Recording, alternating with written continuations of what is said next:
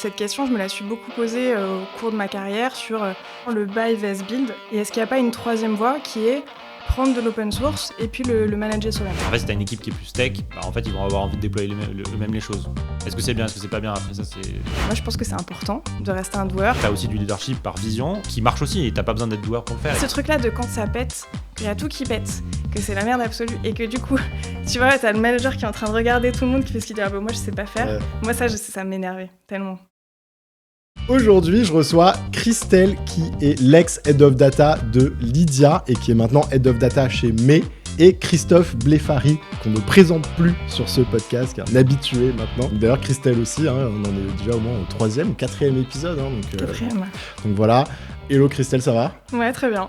Et toi, Christophe? Ça va très bien aussi. Pour expliquer un peu le concept de cet épisode, l'idée c'était d'inviter deux des personnes avec qui on avait eu les plus grosses performances sur des épisodes de podcast. C'est vous, deux de vos épisodes, que je mettrai d'ailleurs en description pour ceux que ça intéresse, qui ont fait les plus grosses performances en termes de nombre d'écoutes sur l'année 2024. Et donc je trouvais ça marrant de finir l'année par un épisode à 3. Donc c'est un peu le cadeau de Noël de DataGen. Et puis c'est aussi l'occasion de tester ce format. T'es data-driven en fait. Exactement, voilà. Tu vois, là, je vois une data, boom, direct, passage à l'action. Grosse news, DataGen a lancé un bootcamp en Analytics Engineering en collaboration avec DataBird. Le besoin en Analytics Engineering a explosé. J'observe cette tendance au quotidien dans mes échanges avec les leaders data. On a décidé avec DataBird d'unir nos forces pour créer le premier bootcamp spécialisé sur le sujet. Le bootcamp est à destination de profils déjà data analyst ou scientist, sera à temps partiel pendant 6 semaines et finançable via CPF. Si ça vous intéresse d'en savoir plus, 2 options. Je vous mets le lien pour découvrir le programme détaillé en description. Sinon, vous pouvez écouter l'épisode 151 qu'on a enregistré avec le cofondateur de DataBird, dans lequel on explique plus en détail la tendance de l'Analytics Engineering et le programme du bootcamp. Et donc aujourd'hui, l'idée c'était de parcourir 3 sujets. Donc ce sont des sujets que Christelle ramène à la table, parce que voilà, Christophe il vient trop souvent sur le podcast, c'est toujours lui qui ramène les sujets, donc on a décidé de changer.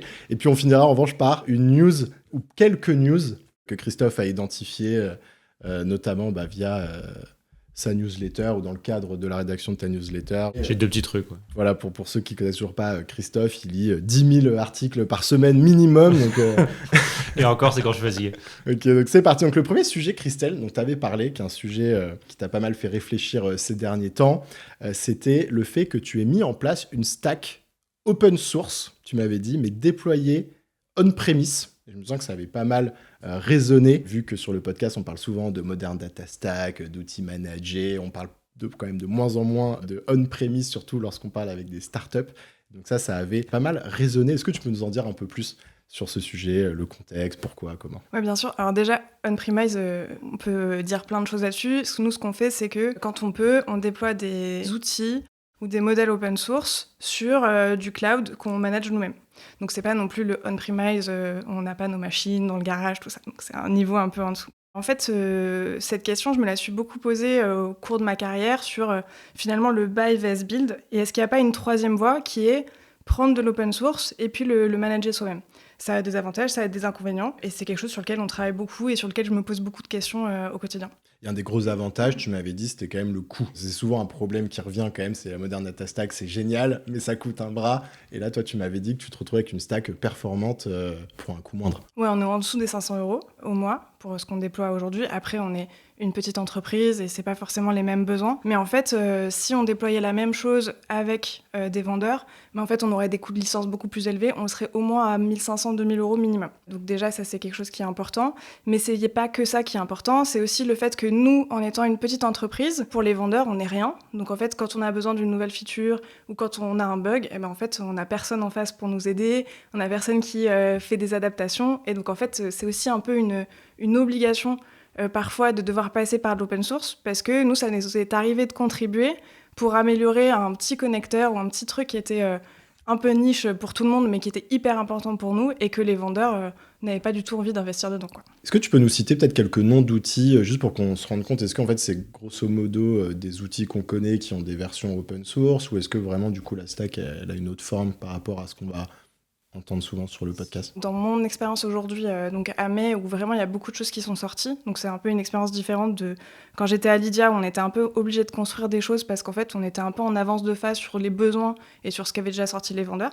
Là, il y a quand même beaucoup de choses qui sont sorties, donc c'est vraiment des noms qui sont connus et des stacks connus. On va partir sur du Daxter, sur du DBT, et aussi en IA, on déploie aussi des modèles open source qu'on fine-tune pour nos besoins, ce qui n'est pas forcément ce que l'état de l'art ou ce que font les gens. Après, on le fait pour des raisons très précises. On le fait parce que déjà, c'est cœur à notre produit. Donc en fait, moi, j'ai un peu peur du côté de développer quelque chose qui est cœur à mon produit, et pour ce qui est cœur à mon produit, dépendre d'une entreprise externe qui peut faire x10 sur ses prix, qui peut changer d'avis sur la façon dont on l'appelle, sur les quotas, etc.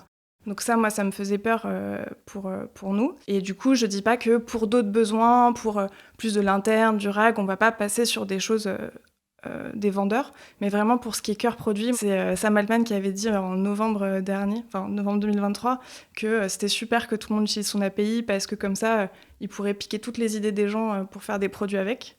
C'est très caricatural et c'est un peu dans sa communication, mais c'est un peu significatif de ce que ça veut dire, quoi. Si on dépend que de leurs API, en fait, on crée plus autant de valeur que ce qu'on voudrait. Après, je pense que c'est intéressant parce que tu as deux axes. Tu as l'axe, par exemple, sur la partie modèle, où je pense que c'est important d'avoir une souveraineté, on va dire, au niveau de ton entreprise et de savoir ce que tu fais. Si on prend l'exemple de Daxter, tu peux te dire, en fait, Daxter, il y a la version open source, et en fait, tu peux utiliser la version cloud parce que ça te évite, on va dire, ce temps humain de setup, ça t'évite plein de choses. Et en fait, si demain, ils augmentent leur prix, si t'es pas content, si t'es pas contente, tu peux te dire, ok, je repars en open source chez moi. Et en fait, il y a aussi ce truc qui est un peu différent, où sur le modèle, tu comprends pas trop ce qui se passe, et l'avoir chez toi, t'as quand même une intelligence. Versus les outils open source qui ont une version cloud payante où c'est pas du tout le même axe, tu vois, sur la décision aussi, je pense. Ouais, on s'est posé beaucoup la question. La problématique principale que moi j'avais dans mon entreprise, c'est la frilosité de mon entreprise à envoyer des données à l'extérieur. C'est un autre sujet qui est la privacy. C'est que même s'il y a des contrats, même s'il y a marqué qu'ils font tout bien, etc., c'est quand même pas pareil quand tu l'as sur ton cloud à toi, qui est fermé, avec des IP privés, etc. T'as pas le même niveau ni de privacy, ni de sécurité. Et ça, c'était un paramètre en plus qui a beaucoup compté. Si ça avait été vraiment très difficile à mettre en place et vraiment très difficile à maintenir, on aurait réfléchi à d'autres solutions. Mais il se trouve qu'on a testé et en fait, ça marche super bien. Ouais. C'est jamais tombé et c'est pratique, quoi. Est-ce qu'il y a une complexité quand même beaucoup plus élevée ? Je suppose un petit peu, mais à quel point ? Et du coup, quel profil tu dois avoir en face ou quelles connaissances tu dois avoir en face pour réussir à mettre en place ce genre de stack ? Intrinsèquement, je pense qu'en fait, il n'y a pas deux équipes data qui sont pareilles. Nous, on est une équipe data qui est très technique, en fait. Et du coup, de fait, faire ces déploiements, donc on déploie avec Terraform sur des machines assez standards sur AWS, pour nous, c'est pas difficile. Et c'est pas difficile à maintenir. Moi, j'avais très peur de la maintenance, que ça tombe tout le temps, etc. Et c'est pas le cas, en tout cas, sur notre utilisation. Donc, en effet, tu as besoin d'avoir quelque chose de très technique. Après, sur notre structure AWS coût-formation, c'est vraiment du standard. Là-dessus, je suis assez d'accord. J'ai vu aussi le même pattern. Et moi, je suis aussi dans la même philosophie que Christelle sur... je préfère déployer les choses moi-même. On est geek, on a envie de faire les choses soi-même. C'est plus fun et tout, quoi. Mais il y a un vrai sujet derrière qui est la philosophie de l'entreprise, la philosophie de l'équipe tech. Est-ce que c'est une équipe tech qui est plus tech que moins tech ? Et en fait, quand tu es plus tech, tu as des gens qui ont envie de faire les choses eux-mêmes. Et en fait, leur dire « Ah non, tu vas utiliser un truc sur étagère ailleurs », ce genre de choses, ça va aussi avoir tendance à les frustrer. Tu vas avoir moins de rétention sur les équipes. Et donc, en fait, il y a plein d'axes qui jouent là-dedans. Et ça, dans ce que tu dis, je l'entends. Tu vois, en fait, si tu as une équipe qui est plus tech, en fait, ils vont avoir envie de déployer eux-mêmes les choses. Est-ce que c'est bien, est-ce que c'est pas bien ? Après ça, faut décider en tant que manager d'équipe si c'est la vision que tu veux mettre dans ton équipe, mais il y a ce sujet-là, quoi. Et justement, si on remonte d'un niveau, ça me fait penser un peu à l'étude que tu avais menée, Christelle, et sur laquelle j'avais un peu contribué aussi, où on avait posé pas mal de questions sur les organisations dans le cadre du Modern Data Network. Et notamment, il y avait des sujets autour de l'organisation. Est-ce que ça, c'est des choses qui ressortaient ? Dans le sondage qu'on avait fait, donc, qui remonte à il y a 1 an et demi à peu près, en fait, il y avait moitié-moitié de ce qu'on avait appelé buyer et builder. Donc, dans l'étude, on n'avait pas mis en avant ce côté l'open source déployé sur ses propres machines, mais vraiment le buy vs build. Et ce qui allait beaucoup compter, c'était justement le background du manager data, qui était hyper important. Je suis d'accord. C'est le truc le plus important. Ouais. Et ça, c'était vraiment le marqueur le plus important. Et après, la taille de l'entreprise au global. Donc, pas la taille de l'équipe. Je pense que c'est vraiment lié à est-ce que tu as envie de déployer les choses ? Comment tu as recruté ton équipe ? Comment tu l'as formée ? Mais je pense qu'il y a aussi un sujet qui, en ce moment, est encore plus fort que l'année dernière, c'est ce sujet d'optimisation des coûts. Il y a un moment où il y avait plus de buy parce que, du coup, au moment de la Modern Data Stack, il fallait que tu aies tes 10 ton truc pour la doc, ton truc pour le machin, ton truc pour l'ingestion, etc. Donc, tu avais tous tes contrats et puis le but, c'était de scaler le plus vite possible. Tu avais les fonds pour le faire. Et maintenant, en fait, tu réfléchis à chaque fois quand tu prends un truc, est-ce que ça vaut le coup? Est-ce que c'est moins cher de faire telle ou telle chose? Donc, tu n'as pas tout à fait la même approche. Je pense qu'il y a une approche un peu plus raisonnée sur est-ce qu'on buy ou est-ce qu'on build et où est-ce qu'on fait une troisième voie. Je suis carrément d'accord sur le profil du leader data. C'est le truc qui va vachement le plus guider en fait ce qui va se passer et aussi la taille de l'entreprise. Et sur le truc de coût, je pense qu'il y a juste un prisme où je pense que quand tu es dans l'endroit où tu te trouves aujourd'hui, tu as un truc de vraiment faire attention aux coûts et tout. Mais je parlais avec Emmanuel de Blablacar qui me disait aujourd'hui, optimiser les coûts, c'est pas le truc le plus important parce qu'en fait, les coûts chez lui, c'est 10% de son équipe data, quoi. 90% de son équipe data, c'est des coûts humains. Et donc en fait, optimiser les coûts de la plateforme, c'est pas forcément là où il va gagner le plus de choses quand il fait quelque chose, quoi. Donc, c'est super intéressant parce que ça m'y a fait penser aussi quand tu le disais. J'ai sorti, je sais pas si vous avez vu un dossier récemment sur un peu les 40 chantiers à lancer en 2025. Et j'ai vu que là, tu as quand même l'émergence de pas mal de sujets autour de la réduction des coûts. Tu vois, c'est quelque chose qui est vraiment sur la feuille de route des leaders data. J'avais pas encore entendu carrément cette idée de partir plus sur de l'open source, d'être un peu plus sur de l'implémentation on-prem, comme tu l'évoquais. Mais ça pourrait être quelque chose qui vient s'ajouter au sujet. Si ce n'est que là, tu as quand même une marge supplémentaire. Ça vient avec potentiellement embaucher des data engineers expérimentés. Alors, il faudrait faire une étude spécifique. Ce serait intéressant de savoir à delivery ISO, est-ce que tu es vraiment moins cher en ayant ces profils-là? Parce que c'est probablement les profils les plus chers du marché actuellement, data. Et versus finalement payer des licences plus chères. Si quelqu'un veut faire cette étude, ça pourrait être intéressant. Je dis pas du tout que la façon dont on fait, c'est la bonne. En plus, nous, on est arrivé il y a 2 ans. On a tout fait de zéro. Donc, quand tu t'arrives où tu fais tout de zéro, tu fais pas du tout la même chose. Il y a le coût fixe, mais il y a quand même un autre truc qui est hyper important, c'est la prédictibilité des coûts. Et notamment, il y a beaucoup de choses en fait qui sont, tu fais du pay as you go, ou alors les vendeurs, ils vont faire x10 sur leur truc, et puis il faut aller renégocier hyper sévère et tout. Et ça, moi par exemple, ça me prend vachement de temps.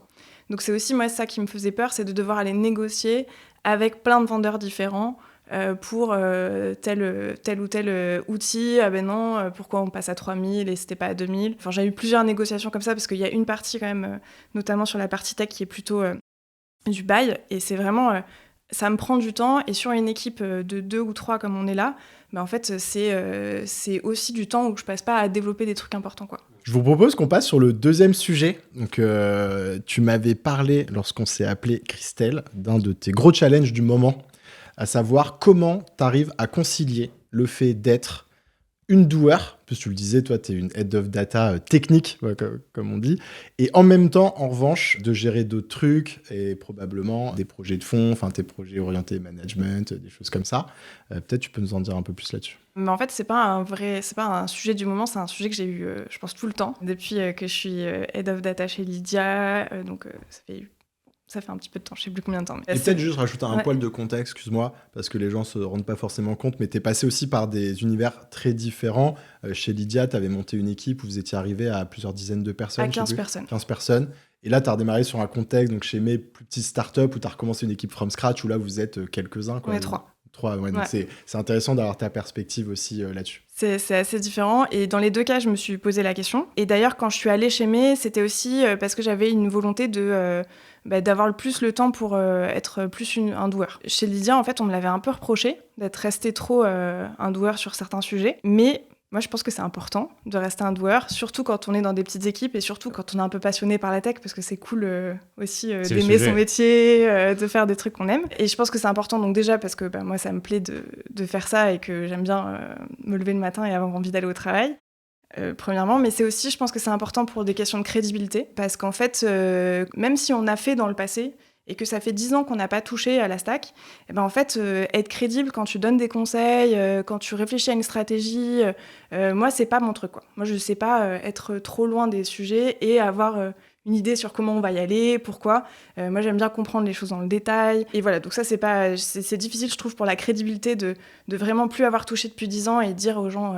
voilà ce que tu dois faire là et là. Et puis, je pense aussi que, notamment dans une petite équipe dans laquelle je suis là, il faut que je sois capable de relayer les gens avec qui je travaille. S'ils partent en vacances, je peux pas juste arrêter l'équipe. S'il y a un truc qui tombe et qu'ils ont un peu peur ou ils savent pas trop comment faire, il faut que je sois capable de le remonter aussi, parce que Parce que voilà, je pense que c'est ça aussi, faire partie d'une petite équipe. Et j'avais un peu ce même problème à Lydia, c'est-à-dire vraiment être capable de, si la machine tombe, je suis encore là, quoi. Ça, c'est important. Mais c'est hyper difficile parce que, en fait, être manager, et là, en plus, je fais aussi un peu la stratégie de l'entreprise, en fait, ça prend du temps. Être manager, c'est s'occuper de la carrière des gens, savoir comment ils vont, vérifier qu'ils évoluent comme ils ont envie, etc. Et ça prend beaucoup de temps. Faire du lien, quoi. Ouais, et donc faire les deux, c'est vraiment pas facile. Quels sont un peu les enseignements que tu en tires? Comment tu t'organises là-dessus? Est-ce que tu as un peu, je sais pas, une méthode? Comment tu recommanderais à la Christelle d'il y a quelques années d'apprendre le sujet, quoi? Du coup, je pense qu'il y a plusieurs pièges à éviter. Moi, il y a un truc que je faisais et que j'essaye de plus faire, c'est de faire toutes les tâches ingrates pour pas qu'ils aient à les faire. Parce que ça, en fait, niveau charge mentale, c'est l'enfer. Enfin, c'est facile de partir en mini burn-out, de faire tous les trucs un peu pourris parce que du coup, tu veux qu'ils soient contents, tu veux pas qu'ils démissionnent. Donc, tu fais toutes les tâches les plus nulles. Donc ça, vraiment, il faut pas le faire. Je l'ai fait. Il y a d'autres choses aussi que j'ai vues, pas forcément dans mon équipe, mais j'avais lu un article là-dessus, notamment sur... dans les équipes sales, c'est le fait que le meilleur des sales, souvent, c'est un très mauvais manager. Et en fait, le concept, c'est de se dire, le but, c'est pas d'être le meilleur des contributeurs individuels. T'es vraiment le manager, bon, tu dois comprendre ce qu'ils font, etc. Mais t'es pas là pour être le meilleur, avoir toujours les bonnes idées, avoir toujours les meilleures idées. Et un autre truc aussi à éviter, c'est prendre des gros projets en entier. Parce qu'en fait, quand tu manages une équipe, ton temps, il est moins prédictible. Parce que tu vas avoir quelqu'un qui veut démissionner, il faut lancer un recrutement, tu vas avoir plein de trucs qui tombent sur la tête que t'as pas prévu. C'est plein de context switching aussi. Ouais. Et du coup, tu peux pas te permettre de dire je vais prendre ce gros projet, je vais travailler pendant 2 mois dessus, sinon tu vas le mettre en retard. Ou alors, ce que tu vas faire, c'est que tu vas travailler le soir pour le faire. C'est pas forcément la bonne façon de gérer son équilibre pro-perso. Et du coup, en termes de tips, je pense que c'est important, quand t'es doueur, comme tu disais, tu vois, de faire hyper attention au context switching, donc hyper attention à avoir des plages de temps où tu travailles vraiment, où t'as pas de meeting, où t'as pas de problème ou de choses qui t'arrivent, parce que sinon tu fais pas quoi. CEO qui te demande pourquoi ça machin. Voilà.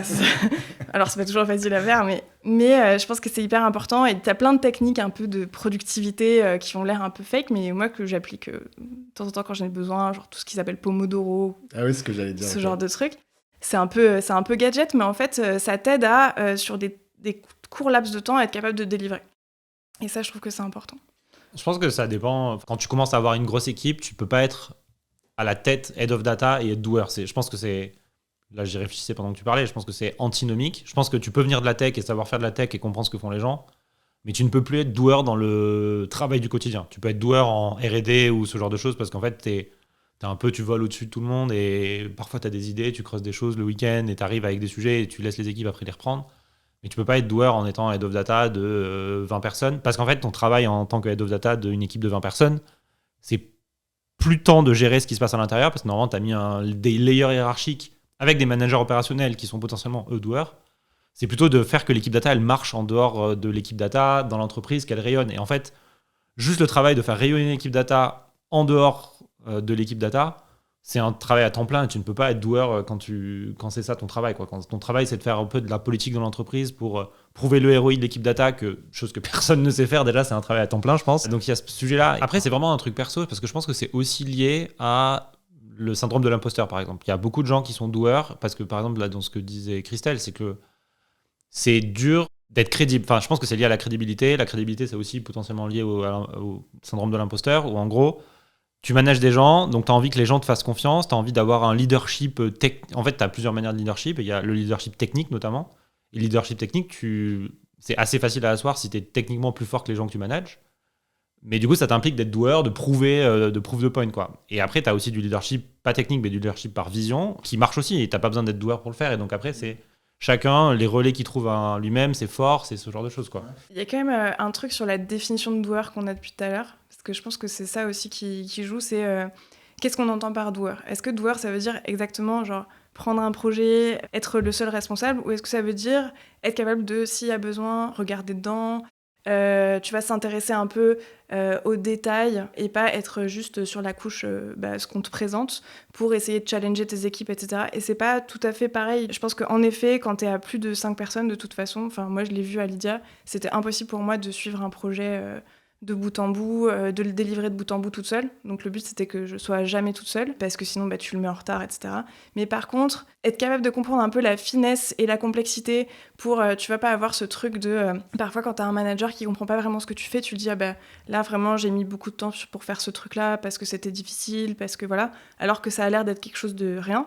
Mais si tu comprends pas la nuance, en fait, t'as un problème de connexion aussi avec lui. Et voilà, être un doueur aussi, c'est pas forcément faire tout soi-même ou faire un projet en entier soi-même, c'est aussi parfois être capable de rentrer dans le sujet et le comprendre assez vite et tu vois, être un appui. Et s'il y a besoin, tu peux rechausser les crampons, quoi. Voilà, s'il y a besoin, si c'est vraiment... Et ce truc-là de quand ça pète, qu'il y a tout qui pète, que c'est la merde absolue, et que du coup, tu vois, t'as le manager qui est en train de regarder tout le monde, qui fait ce qu'il dit, moi je sais pas faire. Ouais. Moi ça m'énervait tellement. Donc voilà, c'est quelque chose que je veux pas reproduire personnellement. Ok. Le troisième sujet, c'est la tendance qui intéresse le plus Christelle en ce moment, à savoir le boom des LLM et des IA génératives. Donc là, grosse surprise.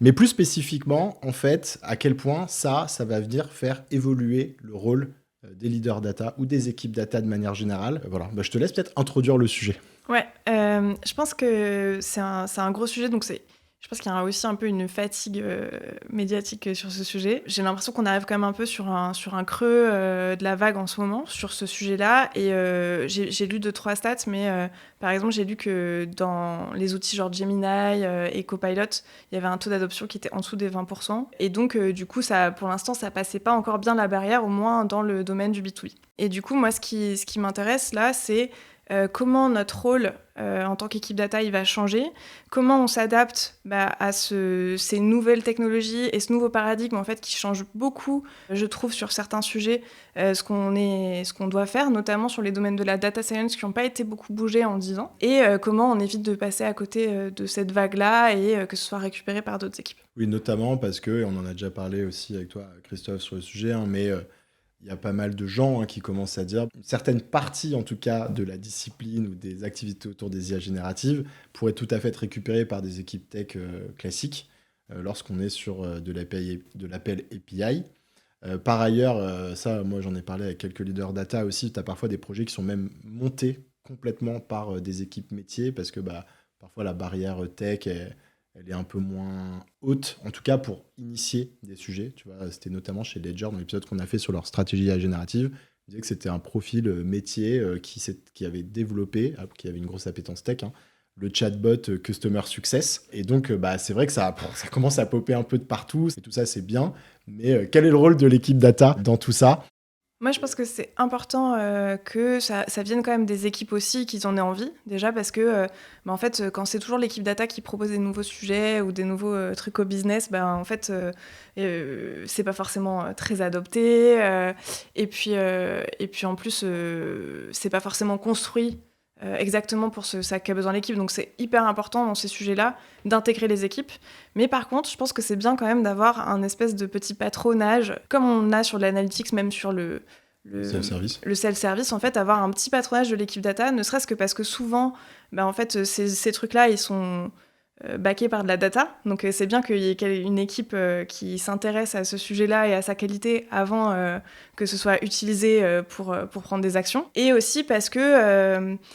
mais je l'ai vu aussi sur le machine learning, avoir des équipes qui voient le truc comme une espèce de boîte magique qui fait tout à ta place et que t'as pas à réfléchir pour que ça marche, en fait, souvent ça marche pas bien. Même avec les IA génératives, il faut comprendre comment ça marche à peu près un prompt, pourquoi celui-là il marche mieux que d'autres. Après, ça reste obscur même pour des équipes data, mais vraiment s'intéresser un peu à comment ça marche, c'est important. Je dis pas que les autres équipes elles peuvent pas le faire, mais parfois elles ont l'envie que ça aille vite, elles veulent juste le déployer et elles prennent pas le recul pour analyser, vérifier. Et tu vois, même dans ton épisode sur Ledger, en fait, ça a été initié par quelqu'un d'une autre équipe, mais par contre, c'est monitoré par l'équipe data qui fait attention. Et je pense qu'il y a aussi un sujet, c'est qu'aujourd'hui, quand tu regardes les cas d'usage pour lesquels on utilise l'IA générative ou les LLM, c'est vraiment un grand écart. Enfin, franchement, aujourd'hui, là, tu peux...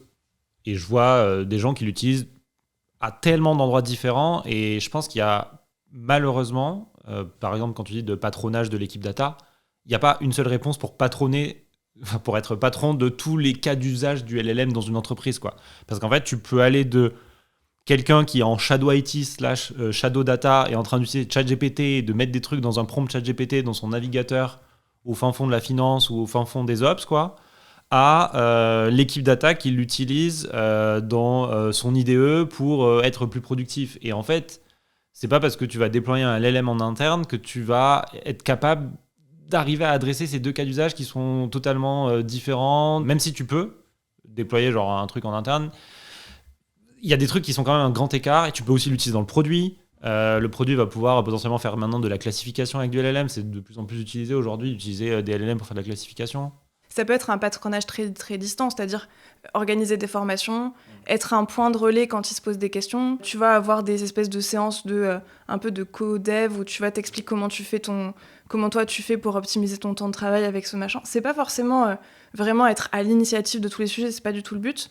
Mais par contre, déjà quand c'est des sujets un peu de fond, où le but c'est de diviser par deux le nombre de réponses qui sont faites par des humains via ton customer care, que ce soit bien monitoré, que tu aies toutes les analyses, que tu sois capable de voir quand ça marche pas.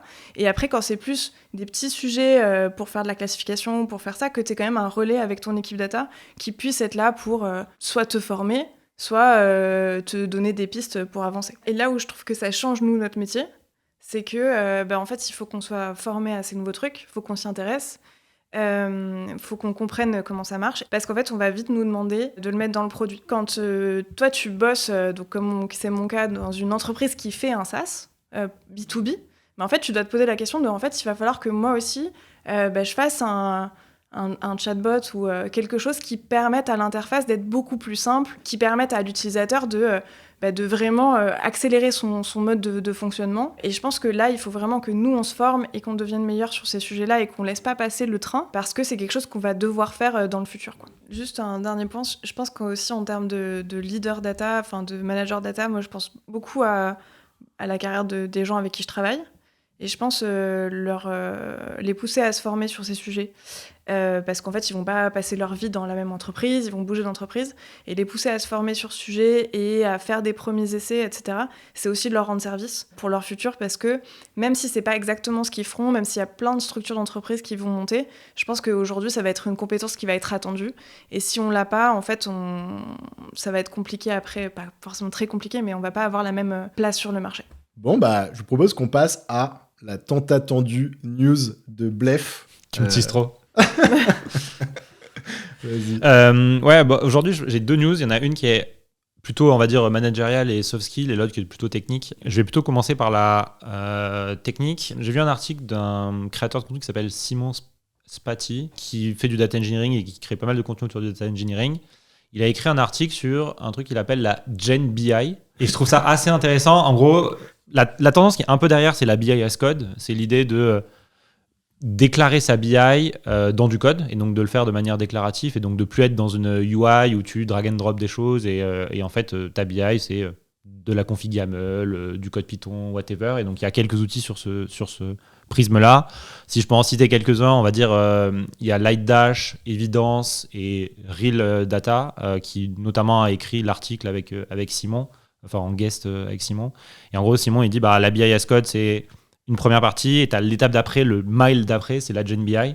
C'est faire qu'en fait, vu que c'est déclaratif et c'est du code, tu peux appliquer des algos génératifs et de LLM. Donc ça veut dire qu'en fait, tu peux générer ta BI grâce à ça.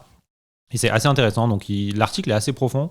Il est en 3 parties. Pour l'instant, il a sorti que les 2 premières. Et je pense qu'au moment où le podcast sortira, il y aura le 3e qui sera sorti. Et quand tu dis générer ta BI, ça démarre surtout sur la visualisation, sur la couche sémantique. Enfin, ça remonte jusqu'à quel niveau, quoi? Tu démarres où quand tu parles là de BI? C'est là que c'est intéressant. C'est que, en fait, aujourd'hui, quand tu explores ce sujet-là, la Gen BI se débloque, on va dire, si tu as une couche sémantique. En gros, t'en as besoin pour que ça fonctionne. C'est derrière, difficile si t'as pas de couche sémantique de faire de la générative derrière, parce qu'en fait, sinon t'as beaucoup trop d'assets et ce que tu vas sortir, c'est pas le truc le plus pertinent. C'est surtout de la vise en fait. C'est de la vise et c'est structuré, c'est de la gen de dashboard, quoi. En gros, dans ce qu'il dit, c'est t'as 2 manières, c'est tu promptes pour générer des dashboards et tu promptes pour générer des métriques. Ou générer des métriques ou générer des charts, quoi. Enfin, c'est un peu ces 2 trucs-là, c'est prompter pour sortir les bonnes choses, quoi. Et voilà. Donc c'était un peu ce sujet-là qui est un peu technique. L'article est assez bien foutu, il creuse un peu tous les axes. Ça t'inspire quelque chose, Christelle? Ça fait longtemps que j'ai pas fait de dashboard, mais mais j'avoue que j'aimerais bien avoir un outil qui le fait à ma place. Ça, Ok. c'est un autre sujet. Mais toi, tu y crois, grosso modo? Est-ce que c'est quelque chose qu'on va voir arriver? Il y a quand même un risque, c'est que déjà, quand c'est des humains qui le font, il y a trop de dashboards. Ouais. Il y a quand même un risque Ouais. que enfin, si c'est autogénéré, que tu as juste à faire un prompt pour le faire, qu'il y ait encore trop de dashboards. Pullulé, quoi. Ouais. Donc ça, il faut voir comment ils gèrent ça. Mais... Le taf de Mais la après, ça peut data, être ça cool, va hein. être de clean. Alors ça, c'est quelque chose qu'on va essayer de résoudre avec Nao, donc Ok. stay tuned. Ah bah alors dans ce cas-là, mec, parce qu'on Ok. en avait parlé avec Juliette, l'ancienne head of data d'Oversea, qui est maintenant chez Agorapulse, qui était venue faire une petite... parler de l'approche self-service qu'ils avaient mise en place. J'avais grave kiffé, j'avais trouvé très très smart. Et elle, c'est marrant parce qu'elle disait une partie de son taf, enfin pas une partie, j'exagère, mais il y a une casquette qu'elle mettait avec son équipe, c'était, je sais plus comment on l'avait appelé ça, mais c'était la brigade de Metabase. La dictatrice de la Ouais. data, elle s'appelle. C'était en mode, on met des étoiles sur les dashboards qui sont certifiés et on veut pas dans un COMEX ou dans des réunions importantes que tu nous parles d'une autre data, tu vois, qui est en machin.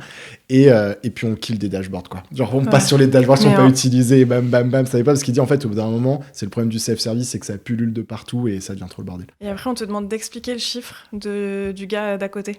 Ça, c'est le pire de tout. Moi, ça m'est déjà arrivé. Il a fait un chiffre, tu sais pas comment, mais tu dois lui expliquer parce que t'es à la data, quoi. Ouais. Ça, c'était ma hantise. Et la deuxième news qui est un peu plus soft skill, c'est j'ai lu un article assez intéressant qui est il faut arrêter de dire juste dans les trucs qu'on fait quand on est tech. Par exemple, genre ah oui ça va, t'as juste à mettre du code à cet endroit-là. C'est facile cette feature, c'est juste un petit truc à changer. Et en fait c'est hyper intéressant je trouve cet article parce que moi c'est des mots que j'essaye de bannir parfois de mon vocabulaire sur justement quand tu dis yeah it's just easy to do it. Juste à faire un épisode.